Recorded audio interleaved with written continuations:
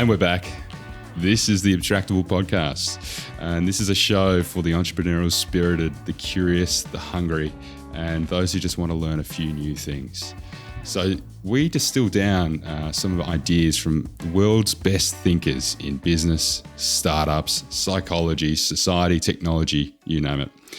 And today we're talking about a wide-ranging discussion that was held between Peter Thiel and Eric Weinstein on the podcast The Portal, episode 1. Yeah, so what do we discuss? Well, we talk about if there's been any real tech progress in the last 50 years. And so this is an idea that they kind of talk about in the podcast, and it's really interesting to dive into. We also talk about how violence is hidden everywhere in our society, but is ever present as well. And we talk about the importance of growth on the world and society as a whole.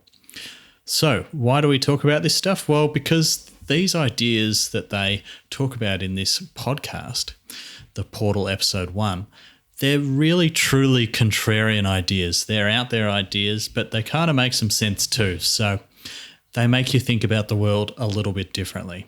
So where can you find these guys? Well, you can read Peter Thiel's book, 0 to 1, and you can also find Eric Weinstein on the Portal podcast or at Eric R. Weinstein on Twitter. So don't forget you can see full video from our episodes on YouTube and check out our website at abstractable.co. And if you enjoyed the episode, we'd really appreciate if you shared it with someone else. Thanks. So fax machines. Yeah, I haven't seen one in a long time. I reckon I first used one when the only time I've ever used a fax machine was to fax to WorkSafe that we were digging trenches greater than 1.5 meters deep. I love that you just said to fax to, random government department. That's right. That's the only time I've used a fax machine because they still used fax. But that was 10 years ago. Yeah, okay. I still can't see how you can forgive them. We'd worked all this stuff out by then. Yeah, it's just it should have been instructive at that time to tell me, the level of competence that we're dealing with or the level of inability to move, change, Yeah, well, it's the slow-moving behemoths of government departments, right? Which I don't know how you increase the pace at which that moves and evolves. So we spoke about last week, Thiel and launching PayPal in 2002. Like that's email payment platforms back in 2002. And the fact that, an organization is still using a fax machine in 2008, let alone 2020, it's bloody scary. I think, it kind of comes back to that interesting quote that the world, the future is already here. It's just not evenly distributed,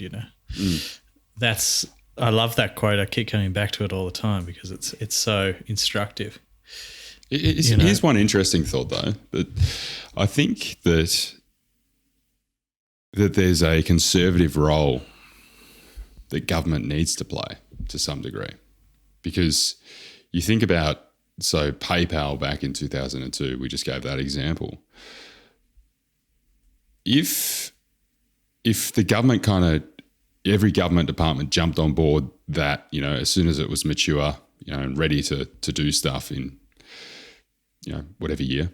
Sorry, they sold PayPal in 2002 to Yahoo. So it was started even earlier than that, 1998 or 1997. So let's say that 2002, Yahoo's bought this and then every government department takes it up. And there's lots of different, ventures happening in the world of bits, every single day. And the government takes those up and immediately across all their departments. And then we realise that we don't know what we're dealing with, or we don't know what it's going to do or how it behaves. So, case in point, social media. We don't really know how we interact properly with social media. And you're starting to see all the controversial, documentaries and stuff coming out now. You're starting to see people really getting behind the regulation bandwagon for social media. It's an interesting point that you raise, because there's some sort of redundancy that the government needs to hold, isn't there? Like, that's kind of – because I think that the idea of public, the idea of having public institutions is to kind of, I guess, make up for when the market doesn't optimize for the right things, and then everything else should probably be left to the capitalists, So in this instance, they're not keeping a bunch of old files unless they have to, So yeah, that makes sense. In the same way that you want hospitals, you need a public health system, because the market doesn't necessarily optimize for the well-being of the people who they're treating. Yeah, well, there was the classic case of, and there's still organisations, and I'm sure multitudes of government departments that still, hang on to paper. And it's hanging on to paper for the risk of servers disappearing, even though we're living in a world where there might be a central database, and then you've got many duplicates, or the information can easily transfer between them. In this advanced world of computing we've got now. Yeah, but we've already talked about the solar flare. That's the next black swan. So, watch out. But even an EMP, mate, like, I don't know. I don't know enough about that stuff. The saddest thing about that is when I'm proven right by the EMP, it will wipe all evidence that I actually said it in the first place. The irony. That is so great. Well, we can only rely on our shoddy memories to see it into the minds. Don't forget it, listener. I said it first here. So we've mentioned Thiel a couple of times, mate. He's got another appearance. This is pretty short time since we've last spoken about him. Okay, what's going on? Yeah, so got hooked on him after 0 to 1, and a particular interview he did on Eric Weinstein's Portal podcast that we just wanted to keep the conversation going. I think it was mainly driven by me, but I know that you're a keen, he's an interesting bloke. So there was a few things that we touched on that episode. Mate, I'm all in. Yeah. I'm all in with you. Good. Yeah. You're not running this one solo. Good to know. So I think that there's a few things that he touched on in that episode that really we didn't get to fully flesh out, that are kind of, because his sort of views of how the world works, his philosophies and his, I guess, politics all kind of fuse into his business philosophies as well. And that's really what 0 to 1 was about, is about how to build a great company. But there's so much meat on the sides there that, we needed to have another conversation about it. Yeah, well, 0 to 1 is obviously the book that's centered very much around business. This is society. This is how he thinks about the macro world in which we live. Yeah. The globalized society that we live now. So let's just quickly back over Thiel's bio very quickly. So he was born in 1967 in Frankfurt, Germany. So he's a bit older than I thought. He kind of had a life where he moved around quite a bit as a kid.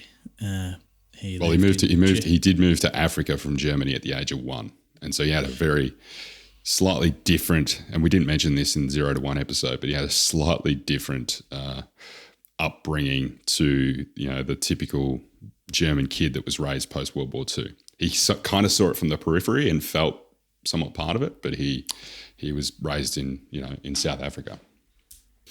And then he went back, he grew up, a lot of time he was in the US, then he went to Stanford, was on this kind of what he'd call a tracked career where he got a degree, then he went to law at a prestigious clerk at a prestigious law firm. Do you want to explain what tracked means, Lockie?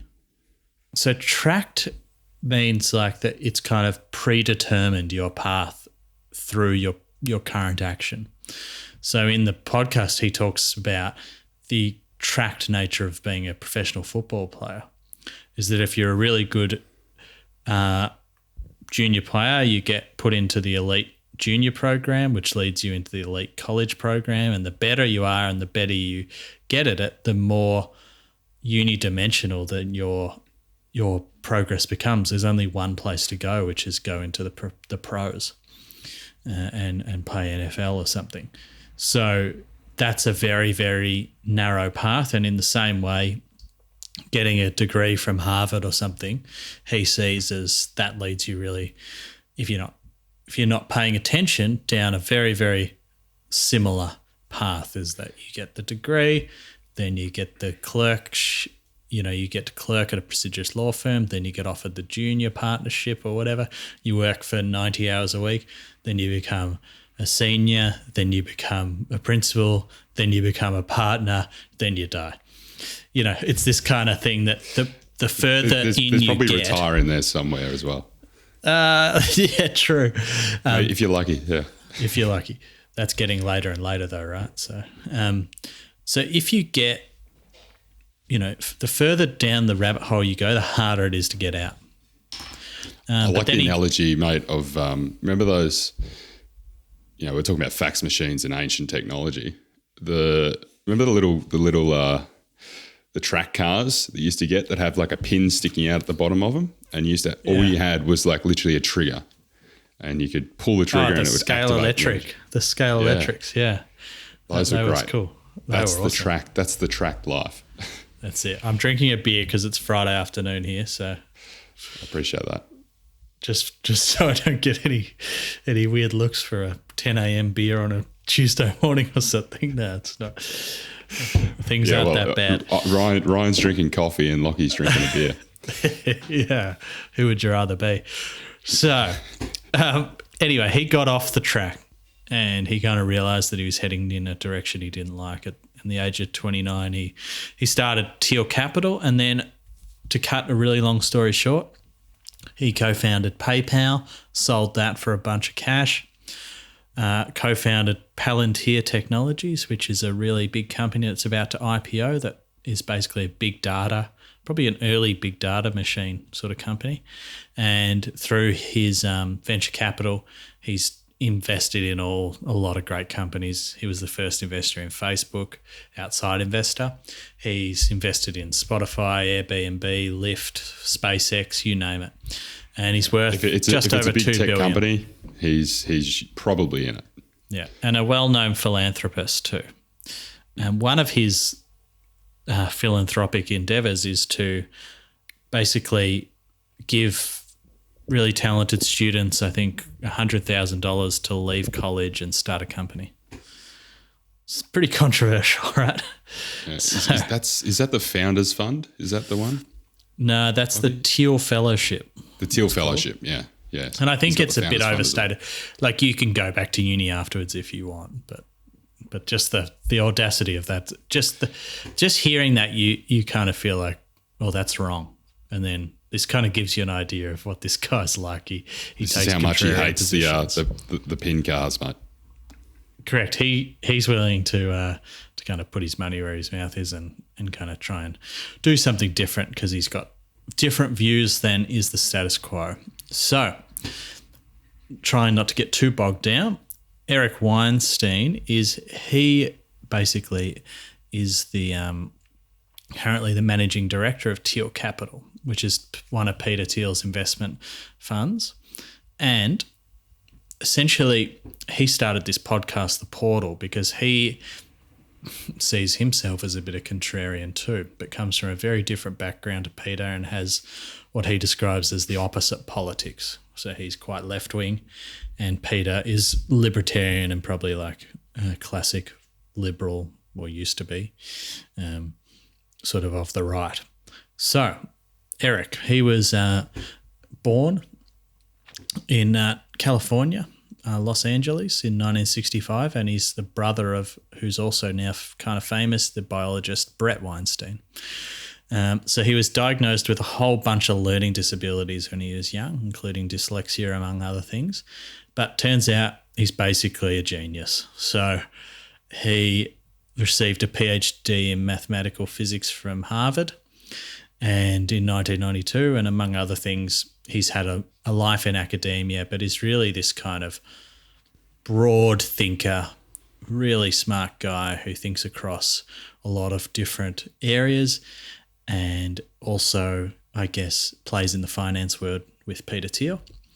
And he's got a theory of physics for that's a theory of everything to rival string theory that he's kind of throwing out there, and yet to know whether that's actually right or not. But nonetheless, he's launched this podcast and kind of takes people through what he thinks is kind of different ideas that aren't really part of the mainstream. So very interesting person and quite interesting to learn about. And they have a discussion on this podcast that is about 3 hours long. It delves into a lot of different things.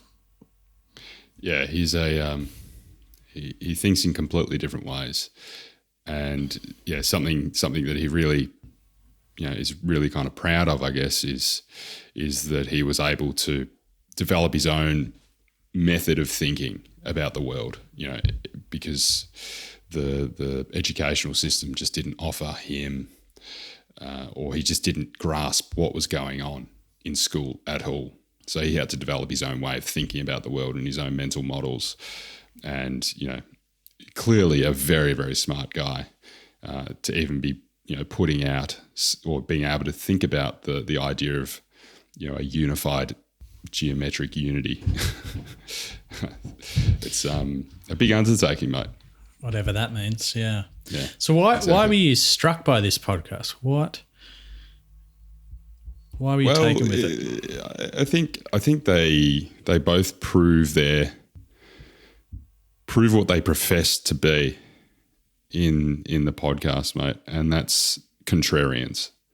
Because a majority of the stuff that was spoken about, obviously there's been many gripes with the education system. They don't really touch on too much of that, but there is so many ideas in this podcast that you just go, wow, you haven't heard of this before. This sounds very true, or this could be very applicable for sure. It makes a lot of sense. It doesn't come, and it certainly doesn't come from we're just pulling out conspiracy type things. There's a lot of rigor that's gone into the thought on these things, and quite often they stem from other people's ideas. Certainly, a lot of Thiel's philosophy does. I think that's a good point. Is that it's not just some Alex Jones kind of guy who's just spouting full-blown conspiracy theories, and it's kind of entertaining to watch. These guys are some of the smartest people on the planet, I would say. And they are very well read, and they've thought a lot about the world and used that to become very successful in their own right. What I like the most about Thiel is he doesn't just think about things. He actually puts them into action in a big, big way. And that's what's really exciting about the stuff he does. Yeah, it doesn't just become a prophesizing, philosophizing. It's very much about the doing and trying to physically solve it. Yeah, that's it. I think that, he's kind of, I suppose, willing to stand alone, in his own thoughts, which is kind of a brave thing. The other cool thing about contrarian thinking, I guess, is that even if you don't agree with it, it makes you kind of, I suppose, really think about what you think, and understand why you believe what you do. That may be different from the person who you're talking to. And I think this is one of their biggest gripes is there isn't enough space in the conversation today to even consider some of those thoughts. And that's a big problem, because then you start to move to really myopic views of the world, or probably more likely is you start to move into a place where there's just a lot of people lying about what their real perspective is on the world. Yes, it's sort of like he describes it as, say, sometimes you might have a majority of people who believe in a certain thing, less than 50%, but it's more than the other. So there's another group of 20, 3 groups of 20 and 1 group of 40 or something. That's kind of a balanced idea. And then there might be like a supermajority where a certain portion has more than 50%. And then there's the other type where, there's 99% of people think the same thing. And that's just something's wrong there and something's not true. It's not likely that that's the truth. So when you're seeing, say, no one willing to kind of support Donald Trump in academia or something like that, I think there were 0 people that came out in support of him who are tenured professors. There's some stat like that. Take that with a grain of salt, but there's a number of professors that are lying. There's people that are lying, and then you kind of got to ask yourself, why are they lying? Is it social harm? Is it they're worried about their jobs? Is it this? Is it that? There's this preference falsification going on where people aren't willing to truly say what they think. And then that means that you can't really have a proper debate on things. And all of a sudden, if you can't talk, you'll end up fighting about it. Yeah, so, one of the actual cases I think that they explicitly call out is the polls, in the lead up to the election were showing Trump at a much lower percentage than what he actually ended up getting, within the election. And so there was a number of other, Republican candidates that had much higher, polls, percentages in the polls. And strangely enough, all those, and these are Republicans that it was kind of okay to be seen to vote for them. Yeah, I think it might have even been an independent guy as well. Yeah, was one of them. Even that more politically correct too. The other, I think maybe we'll go through kind of, we'll start to group these together in the main themes of the podcast. But the last thing I'll say on that is that it was kind of interesting how he said political correctness, and he talked about political correctness in the way of, it's all good. We all love Stalin. We're all on board with Chairman Mao. These people who led through fear and coercion, and people were too scared to say what they really thought. That is not the way that I think about political correctness in our society. It was interesting that is also political correctness, the fact that people were too scared to. Maybe that's the extreme end of where this I think that's just the progress of the political correctness getting to, the furthest extremes. This is where you get into 1984, mate, where you need to then have thought police going around trying to really discover what people are thinking. And even they can't get it right. Because I think about political correctness is trying to say, avoid saying things, but for a moral reason. That's the definition. That's probably more prevalent. Well, political correctness is not to offend anybody, and the definition of what offends people is increasing. Is what they talk about. Seems to definitely be true from what we're seeing online, but maybe is that a perversion of what people are actually talking about in the real world? We don't really know. So I guess one big point from this podcast that punches you right in the face is this idea that we're actually not seeing any progress in society, really. That the common narrative in the world is that we're seeing this runaway innovation, that everything's changing at a rapid pace. We can barely keep up. The only question is, are we going to invent a world where it's a utopia and we all kind of get looked after by robots and are on universal basic income hanging out together? Or is it going to turn ugly and the robots will take over like in the Matrix and we'll all be kind of sitting around like Terminator trying trying to figure out as part of the resistance how to take the world back. His premise is that none of that's happening. The world isn't really moving forward, and we've completely stagnated, except for a few small areas. That's both of their thoughts. Yeah. True. Yeah. True. So, what do you make of that, mate? And so, what do you make of that? And what can you cast your mind back? You probably can't, but to the first time you heard that and thought, what? Yeah, it blew my mind. I was like, that's not true. Straight away I'm like, but then I started thinking about it. And where I'm at with it is that, let's talk about it a bit more, but it's very hard to prove right or wrong. I feel like it's hard to know whether this is actually true or whether we're just seeing, does innovation kind of just happen in pockets at a time, And that's just kind of the way it is. So they would argue, just to fully flesh out their argument, they would argue that around the time we went to the moon or just after, that's kind of when everything stopped.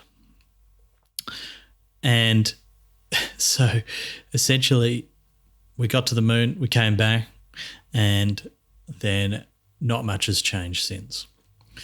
And they might characterize that by saying Peter says, we're living in the world of the Star Trek computer, but we don't have anything else from Star Trek. And so science fiction from back in the day is not a bad way to kind of characterize the way people thought the future was going to be, if you catch my drift. I will add a note that our screens look a lot better than those screens in Star Trek. True. You see some of the original like Star Wars. Those screens look so shit. They're so big and bulky. We don't need that. Our streamlined TVs look good. Yeah. The other one is drop your great-grandfather or great-grandmother in a room and take out the screens. Would they have trouble getting around? Would they no, they'd just be like, well, we're home. Some of the materials might seem different, but that's about it.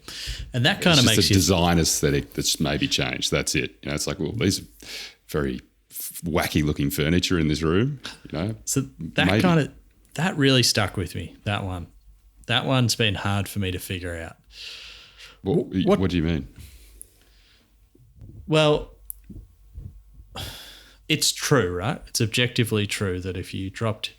But is that something that shows a lack of innovation? Or if we just reached a level of innovation in things that are a part of our day-to-day that doesn't need to get any better? I'll give you an example. So a cup. Let's take a cup. You can go back into the Forum in Rome or under the catacombs where you are or something in France, and you'll find cups and you'll recognize that is a cup. And we haven't improved the cup because the cup's fine. The cup does the job perfectly. The cup holds liquid. It's very cheap to make. It's kind of fit for purpose. Perfectly. So there's no real need to make it that much better, and it's very robust because it's cheap to make. And maybe we've just got to that point with other things too, like a couch, like I don't know. Do you get my point? I totally, yeah. So there's a book, and I'm trying to recall the name, that's all centered around this idea of design. And really great design doesn't need to be changed because you've kind of hit an optimum. So I think maybe Peter Thiel's argument for progress would be the fact that we're still using cups, and that we need to, put this cup up to our mouth and drink some water type thing. I think that's the kind of the scale of progress that he's starting to really think on. So do you think I wouldn't say he believes we should all be robots. No. But I think he'd say that a Toyota Corolla is not that much better from a Model T. It's just an incremental improvement. Correct. well, maybe, and maybe you'd say the next step change that we've had could be the Teslas that have now come out. You know, that could be argued as a step change. But the point being, where are the hyperloops? Where are the flying cars? Correct. Or the warp drive. Where's all that stuff? But there's a really good book on this, which speaks about, you know, good design doesn't really need to be changed. We have different looking cups, and that's just a fashion thing. You know, we've worked out what a good cup is, or even a good, you know, some of the early kitchen appliances, for example, you know, like a well-designed kettle or a well-designed stove, those type of things haven't really changed a great deal, because arguably they have reached a really strong point in their design, you know, in their design curve. Yeah, I think that that's actually true. And I think that it's more interesting to think about why the newer things haven't changed. The old things have shown that they will endure. The book, mate, is called The Design of Everyday Things by Don Norman. Okay, that sounds cool. Yeah, it's a big one. It's a big one in the creative industries, right, when thinking about design. So I think that the more interesting things to think about are the things that are a bit newer, like a car or something like that. But he would say that, okay, the world of bits, he's fascinated by technology, and the world of bits, these guys will say that it has, you know, innovated a lot and it's changed the world, but not that much. Probably hasn't changed the world as much as a toilet or a you know, things like that. So where's that game-changing innovation? And also, where is our ability to dream about that? We don't even talk about that stuff anymore. Yeah. Well, so there's a couple of different paths that they tend to fall down. So, you know, I think you've kind of raised the point of, have we just reached the end, you know, or have we reached a level that's what they would say is the low-hanging fruit? We've tackled all the low-hanging fruit. So we've kind of exhausted, you know, all the stuff that was hanging around the periphery of easy to grab things once we had a big boost, like the Industrial Revolution, once we had, you know, the various scientific and mathematical revolutions that have happened since. So have we reached that end? And so as a result, are we in this lull at the moment, in between, you know, major discoveries, and we're just waiting for that next major discovery to happen to kind of boost things along again, the next revolution to happen? You know, arguably one thing that might be an enabler of that is quantum computing. And quantum computing is something that we're getting closer and closer to, you know, bringing into a practical, you know, usable standpoint. Yeah. The other point he makes is a kind of one about, okay, the institutions that we have here talk a lot about universities. They seem to be obsessed by universities, but well, they think a lot of the problems stem from there, that's a really fascinating thought. Yeah, that they're kind of broken in a sense of they've lost their mission. They put you on the track, but do they actually teach you anything or make the world that much better like they used to, according to them? I don't know about this. I think that I kind of understand it. The broader point that's more interesting to me is that when things get really big, they get ineffectual. So because we're a well-developed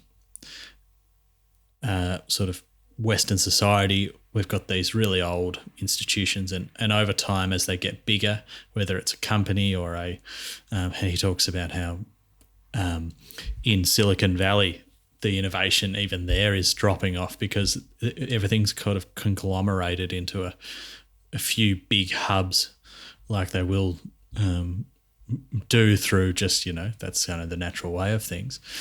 And that actually just kills off any of the actual innovation, and things get really bureaucratic, and it stops getting in the way. And all of a sudden we're in more of the copying machine instead of the making new machine, and things cost a fortune to do when they don't have to. Everything's really slow, and we end up just kind of arguing over forms and stuff like that instead of actually building new things and doing cool stuff.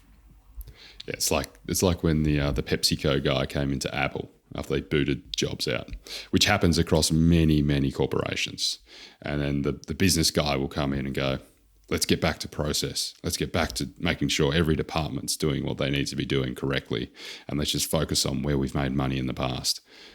That is, as soon as you hear that, that's where the problem comes in. And so maybe is the point you're making, mate, is that universities have moved towards more of that corporate business culture as opposed to being the institutions of education and critical thought and, even philosophizing in strange areas that has now maybe been lost to some degree. When things get big, they tend to conglomerate towards some sort of monoculture or mono thought. That it's the diversity that creates new things, and he sees the fact that things need to grow is very, very important. What did you think about so we arguably the universities have moved towards more of that that business orientated path because it's in their benefit to grow and increase what they do, and you can see a lot of expansion and growth of academic institutions. These academic institutions, his thought on he says that they're operating in like a business context to some degree, yet they don't have the accountability context that most businesses would have.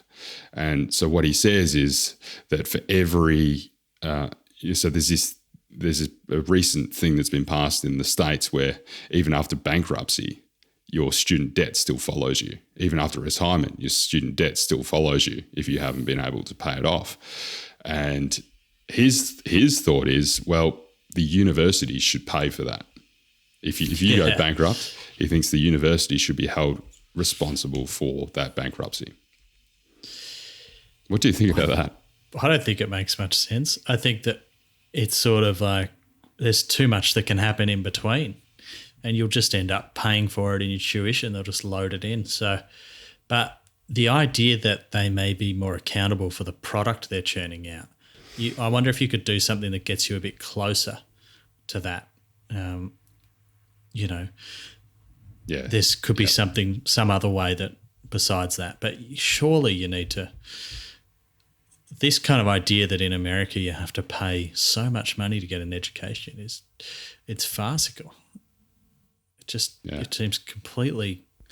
It's wrong. Yeah, wrong. Like it just doesn't seem to help anyone except for it's the ultimate universities. It's the ultimate segregation. Thing. It's throwing people onto that wide variety of tracks if you can even get in the first place, and it's almost like, hey, you've made it into this Ivy League school. Well done, you're sorted. Don't worry about it. There's something really not right about that. Yeah, and you're kind of tracked into this successful career. It's your stamp you need to for the rest of your life. The idea, and it's just kind of pumping out factory line style people who all think the same way, and it's not actually helping create new things like it used to. I mean, he talks about the fact that the lies that both sides of politics say are the most interesting, and this is one of them, he reckons, is that it's worth it to go to college, all education's great. It doesn't matter if you go. He's actually got this line in some of his other speeches where he says, he talks about a quote from Michelle Obama where he says, "Look, this is the biggest lie that the Obama administration said, and it's sort of not it's not just the left, the right say this same lie. But the quote was from Michelle Obama, and she was sort of talking about how, I really hope my kids, I tell my kids they don't have to go to one of the best schools. There's thousands of great schools in America, and you can get an education that'll set you up for the rest of your life in any of them. And he said, well, that was the biggest lie that they told during their presidency. And then he says, and their kids went to Harvard. So he said, he's like, I'm actually it wouldn't have made sense if they actually followed through with that, because everyone knows that's not true. You should send your kid to Harvard in the current system, because you get the stamp, you get the tattoo on the side of your arm, and you're off to the races, So quite literally, it's just quite a funny thing. So why does Thiel and Eric think that growth is so important? Yeah, I was just before we do get into that, mate. There's maybe the lead up to one of the arguments behind why they think that they keep placing this great emphasis on universities. Is there's this real hyper specialization that's going on, and so it's gotten to the point that we previously, you go back hundreds of years and you could have been someone, or even probably much less than that, probably even decades ago, you could have been someone who could have specialized in say physics or something like that, but you could have also been an expert in many other fields, because the amount that we actually knew about the world was arguably very little compared to what we know about it today. Whereas in many fields, we are so far down the rabbit hole now that you can spend an entire life working on these endeavors and still barely get to the bottom of them. And so the problem with that is there's less people to scrutinize, what you're doing down in those great depths.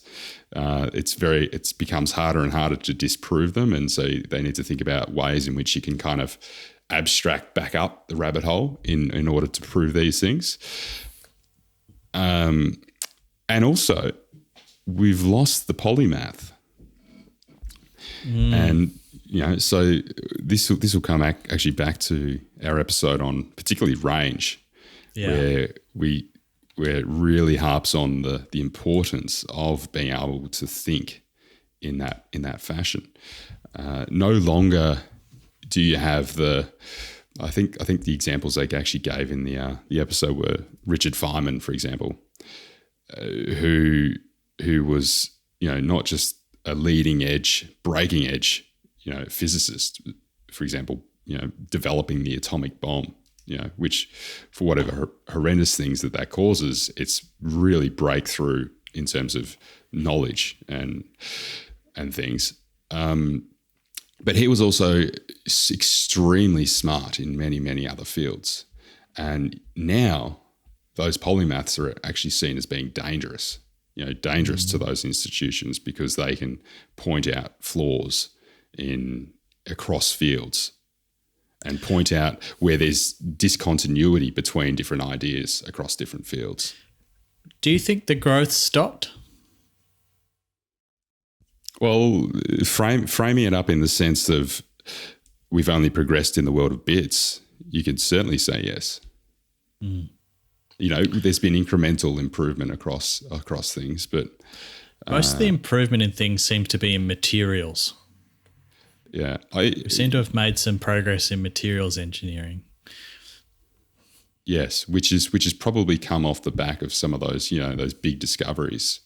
We've really brought it into the world. We've brought it to a practical level. We've been able to apply some of the great discoveries in the the hard, deep science and bring it into the world. So there's another thing they speak about, which is, we discovered quarks and we haven't been able to find a real world application for this yet. And this is something that was discovered in I think the 70s or something like that. So, and that's a really fascinating thought. So arguably if we could have some, real life practical solutions applied from the discovery of quarks into this day and age, we might be doing we might be flying around in those cars, mate, or have that, that warp drive to get us to Mars. Imagine the quarantine if you had a warp drive or a teleporter. So it'd be tough to. Corona would have spread a bit quicker. Yeah, well, you might have just had the few people that could afford it to shoot off to Mars and hang out for for a couple of years and then come back to an apocalyptic bloody torn world. Yeah, the biggest thing for me is like, let's dream big again. I love that idea. I think it's a very kind of inspirational thought to think, well, let's think big. Let's try and do some cool stuff. It seems I didn't realize that my horizons were so low until I listened to this. Like how far out into that horizon you're looking. And just like, let's have a think about what might actually be possible. You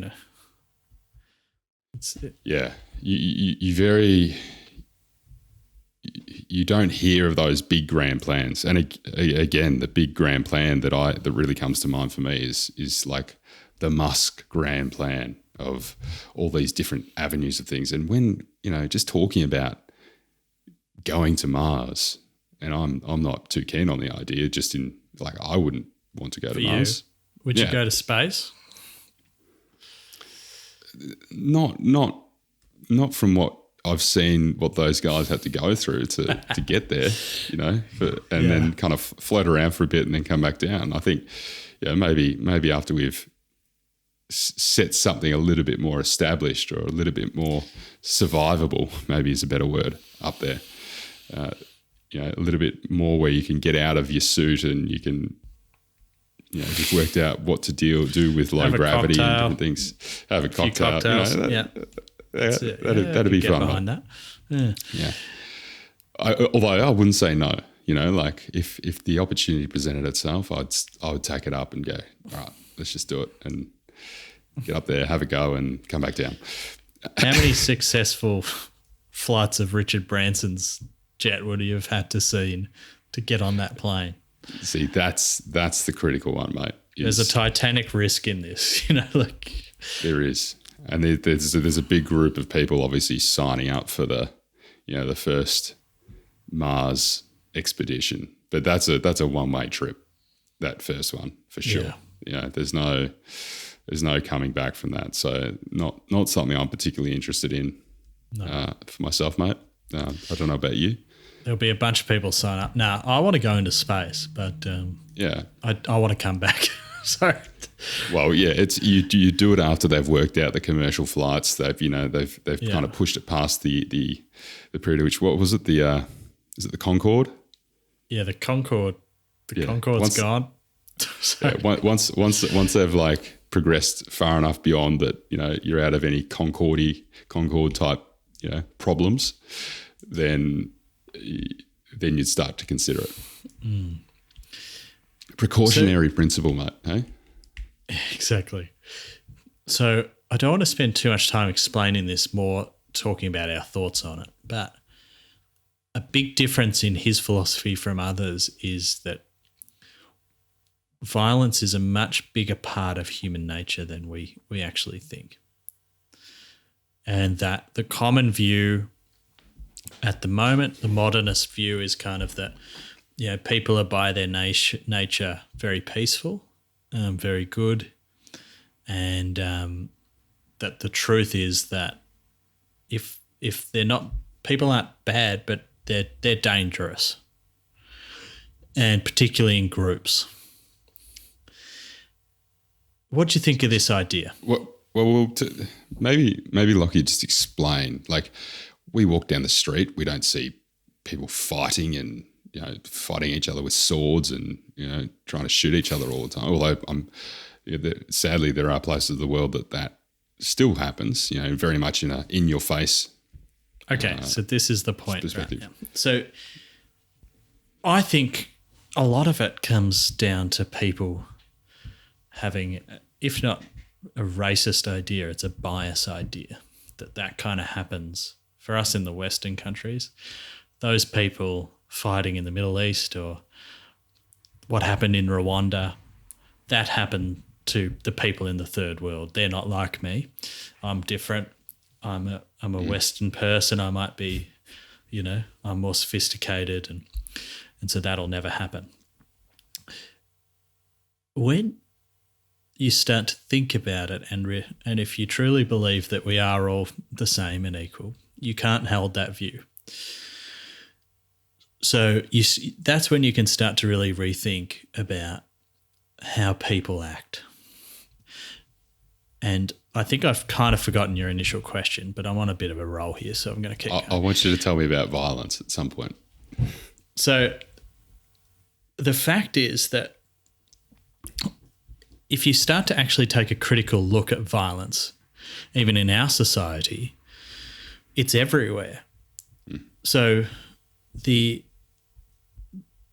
we've kind of agreed not to use violence, but that's enforced by violence. It's enforced by violence by the fact that we've all just agreed that we'll only let the state or the government use violence against us as a group where we've broken the rules in the form of policing, and also outwardly in the form of the military to anyone who comes and threatens us. But they're in charge of that violence, and that kind of keeps us peaceful because we kind of know. And you can see this in your life in many other ways. I think we're all on the lookout for violence. It basically seems to govern most of the things that we do. Maybe that's a bit of a stretch, but you're constantly calculating for it. It plays a role between genders. It plays a role if you're trying to get into a nightclub. A bouncer is big for a reason.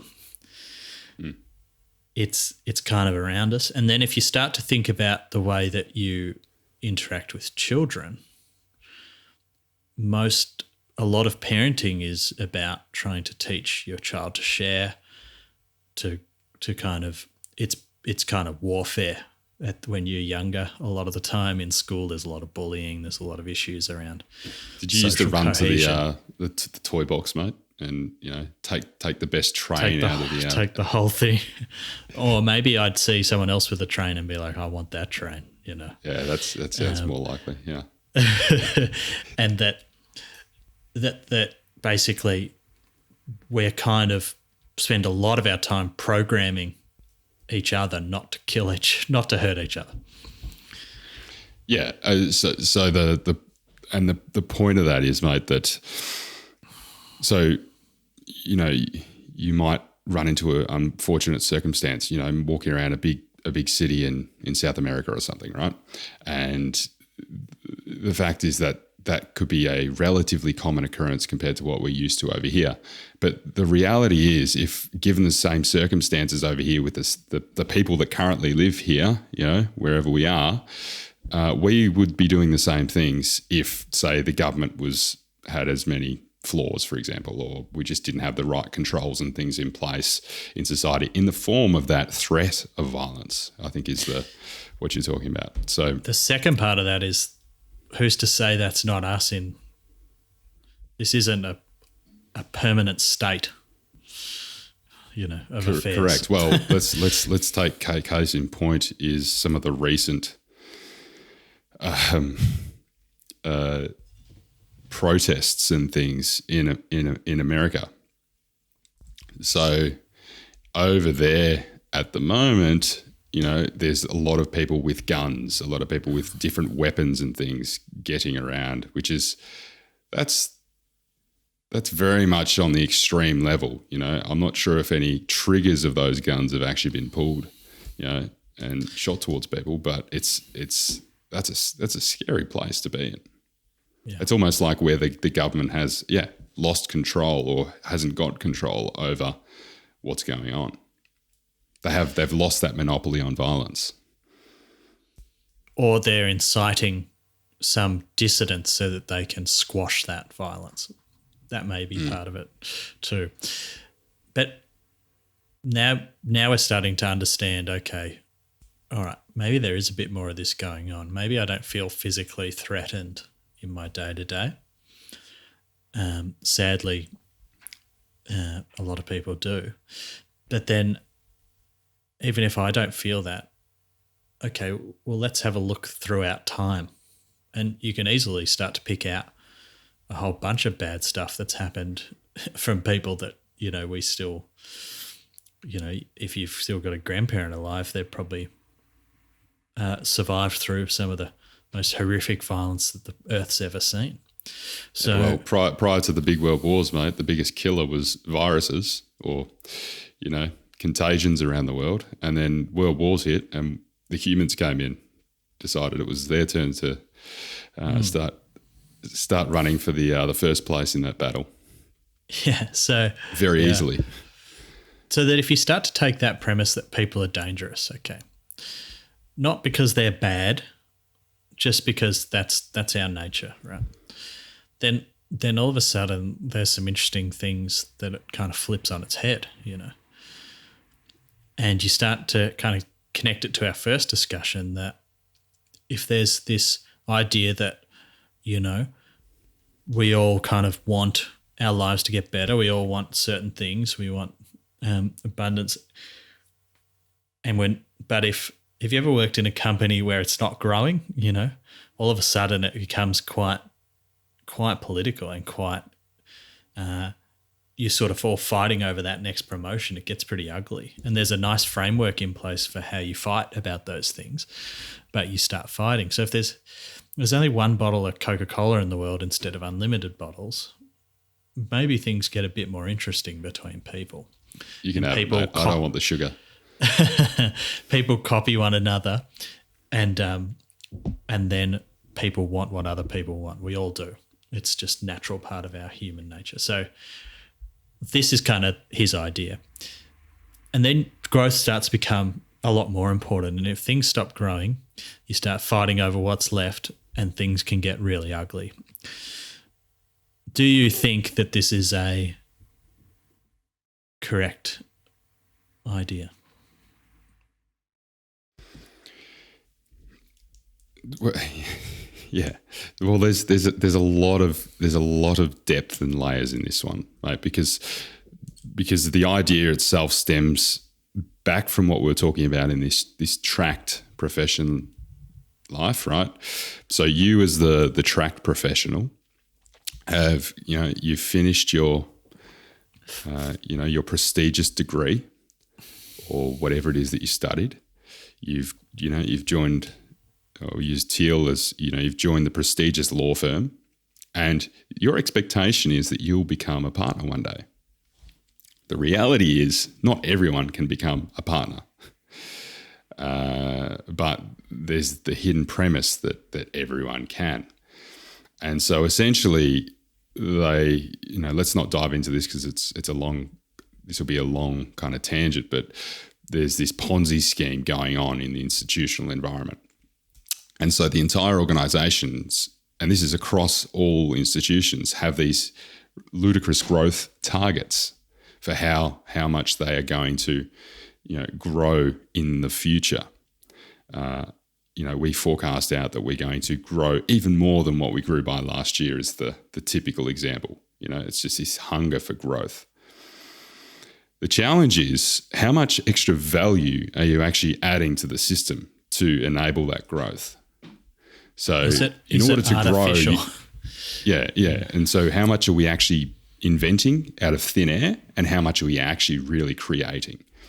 And so their perspective is that most of it is artificial. And so it's effectively a Ponzi scheme. It's like an institutional Ponzi scheme across all institutions.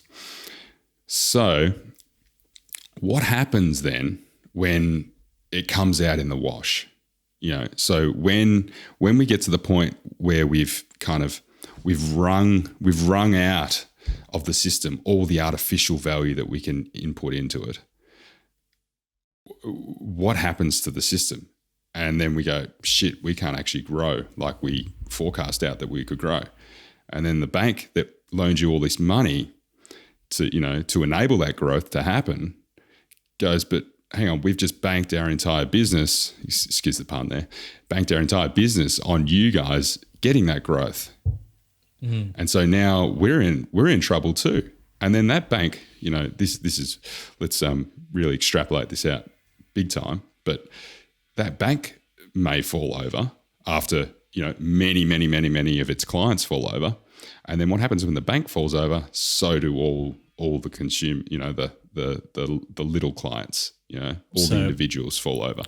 So the takeaway from this is that we need to get back to really properly making new stuff. Is that where you're going? Well, the point is if the engine, so the engine's kind of running big time at the moment, and there's that artificial growth in the system, if you will. If we can't kind of shift the weight of that artificial growth and reduce it right down and bring in the real value add, the real growth into the system, then we are potentially subject to that, that future bank falling over or other big institutions falling over that have, a really kind of coupled relationship with society. And then you end up with situations like you ended up in the GFC, but, to big extremes. And what happens, when people are very desperate, this is where the real violence, like the physical violence, starts to really erupt. And so that's the point they're making. Thiel is so scared of the world in which growth stops that he says, I know that we'll become an apocalypse if we. This is bloody scary stuff. But I know that we'll become an apocalypse if we move, to a space that we can't keep up with that growth, or if that growth becomes decline. What I don't know is what's going to happen in the world of scary AI. Maybe we will be able to find a solution, but it's almost like there's uncertainty around, super growth, and what will happen, but there's still a survivability type chance. Whereas he sees moving to a space of no growth or lack of growth is a space of, definite ruin. Does that make sense? It does, but doesn't explain what you think about it. Well, it's very compelling. Yeah. And I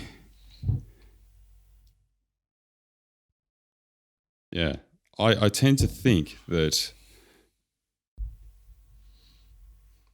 there sounds like that there's been a lot of good thought put into this idea.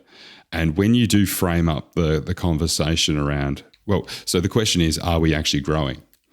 And when you think of discoveries that were happening back in the 40s, the 50s, the 60s, the 70s, and even, jump back to a century prior or centuries prior, when you think about the scale and just how world-changing some of the discoveries that were happening back then versus now, where we're dealing with, the next iteration of Facebook, or the new, we now sell products on Facebook rather than,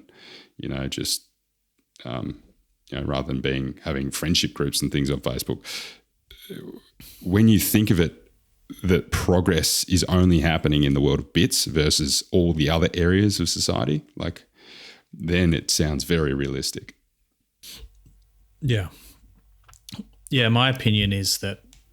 And sorry, mate, just to finish that off, and then you couple it with the expectation that we have around, particularly some of these big tech companies, that they're running millions, hundreds of millions of dollars losses every single year, with the future expectation that they are going to turn a profit or increase in value, their overall value of the company, which means growth. They're going to continue to grow on a exponential path, and then you jump up the various layers, and eventually you get to governments. So governments are doing the same thing in the sense of borrowing bigger and bigger amounts of money, and you then start playing international monetary warfare with other nations, which you see between China and the US. Printing more money versus, to kind of deflate the value of those loans, for example. And you won, it seems to make a lot of sense, or things tend to add up when you think of it in that context. So, yeah, I think I'm kind of behind it. I don't like the doom and gloomness though. I would say he has quite a positive outlook. He's trying to define this problem. Like, here's this problem. Let's all look at this problem that no one really sees. But let's get out of it. Let's shoot for the stars. Let's get back to let's get back to the future, So I think his outlook is kind of positive, even though it comes across a little doomsday, at least for if we keep along the same path. I tend to so Eric and Peter Thiel agree on the problem, and they've probably got different ways of solving it. And there's kind of a right-wing way to solve it and a left-wing way to solve it, potentially, or left-wing approaches or right-wing approaches. So, however, and maybe to emphasise there, mate. So I think some of Eric's previous family was they're pretty radical left. In the past, Eric certainly isn't that far to the left, but he's much more on that end of the scale. And then Peter is very much libertarian Republican standpoint. Yeah. And so I think that in essence, this makes a lot of sense to me. It's very compelling. I'm still thinking through it, so you might have to ask me in a year what I think. But I feel like the way that we're approaching things at the moment is fundamentally flawed. So let's take climate change, for example. The predominant kind of feeling about that is that we've sped up so quick that we're destroying the Earths. That seems to be fairly true from what I can tell. That's got more to do with this copying effect, copying what's already there. Globalization, And the assumption that people make is that, well, all this peace and prosperity that we have, that's just part of normal living now. We've solved that problem. All this progress and capitalism and issues around that's what's the problem. So let's just slow that down. Let's go into austerity measures, and let's stop doing all the things that we're doing they've kind of ruined the earth. But what that fails to understand is that the way we've fixed all other problems in the past, including things like the Malthusian, potential food shortage problem. Now you are really a Thiel fan, mate. That's his biggest word. Is it? See, I just pick up things from these stuff, and I don't even know where they come from. That's annoying. Anyway, Malthusian. That's a good word, mate. What does that mean?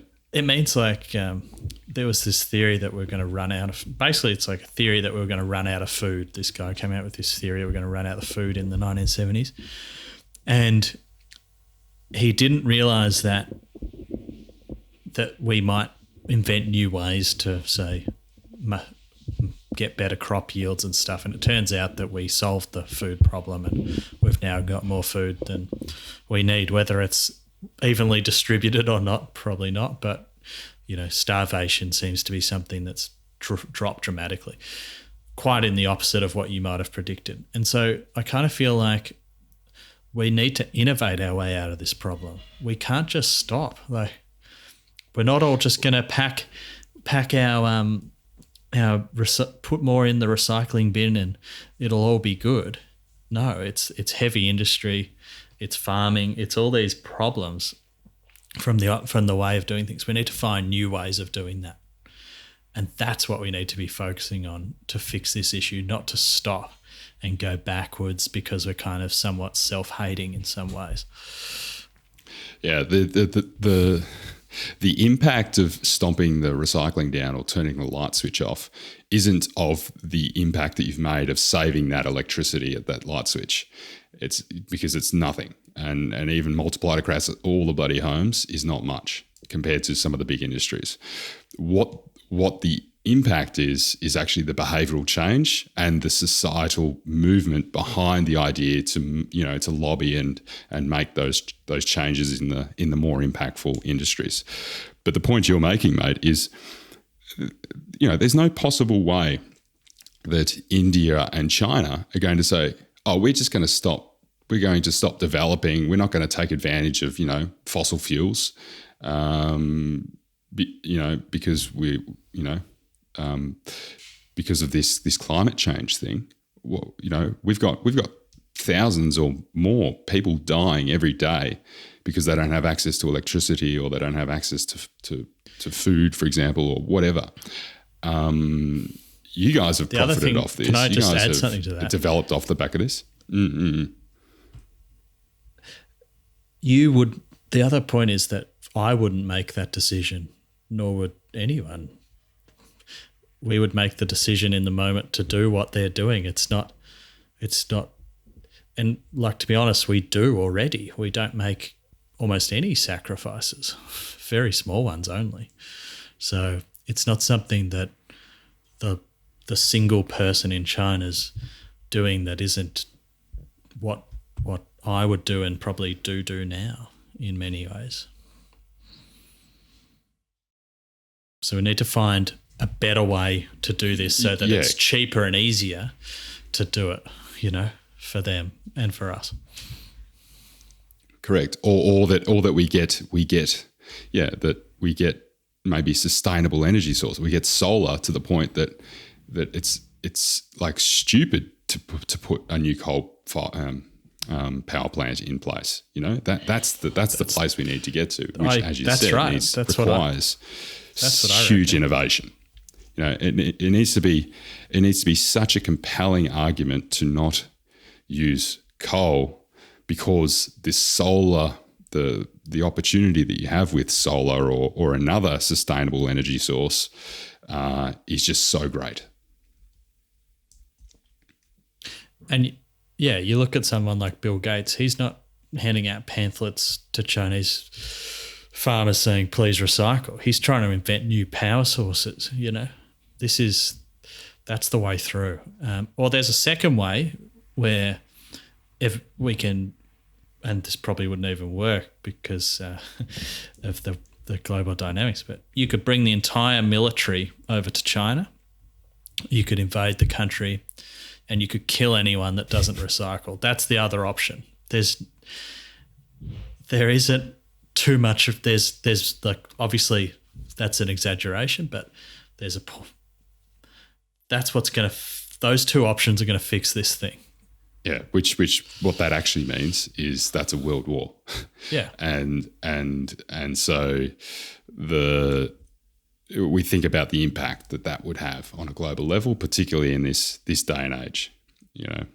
That's where you start to get scary thoughts of nuclear proliferation. Yeah. So I think in a very much optimistic view, there's so much progress to be made. I'm trying to turn our conversation around a little bit, Lockie, from doomsday. See, I don't see it as doomsday. Okay. I see that as a. No, well, I think what we've been talking about sounds very doomsday. I think we've been harping on war, we've been harping on violence, we've been harping on lack of progress. I think the opportunity. True. Or maybe that's just me that's been harping on about all those things. But the opportunity that exists for that innovation is huge. Yeah, no, totally. I think it's the thing this has done has just made me really think particularly about understand how society works a bit more. I don't agree with all the things they've said, but it certainly made me think about things like how humans act and how we act towards one another and why. And that's valuable, and I'm looking forward to thinking about that a lot more over the coming years and figuring out what I really think, perhaps listening back to this. Yeah. And I think the there's so many great problems to be solved.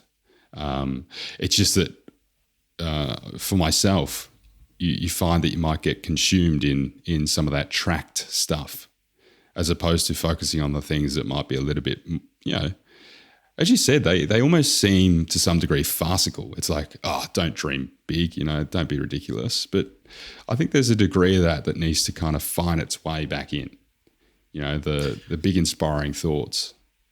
I think you can take it to a small level too. You can go, well, if I'm by definition different from you, I'm by definition different from everyone I've ever met. So it's pretty much guaranteed that if I copy exclusively someone else or what's kind of commonplace, it won't be right for me. Almost by definition, I need to find out what I think and the way I want to live my life. So that's kind of exciting to kind of see how much of this do I actually think? Who am I copying and why? Not all copying's bad, but figure out who to copy. And the copying only works to a point. Because at some point in time, you might find yourself at being at the frontier, and when you're at the frontier, you have to think for yourself. Yeah, that's actually a good place to leave it, mate. Yeah, good stuff. Cheers.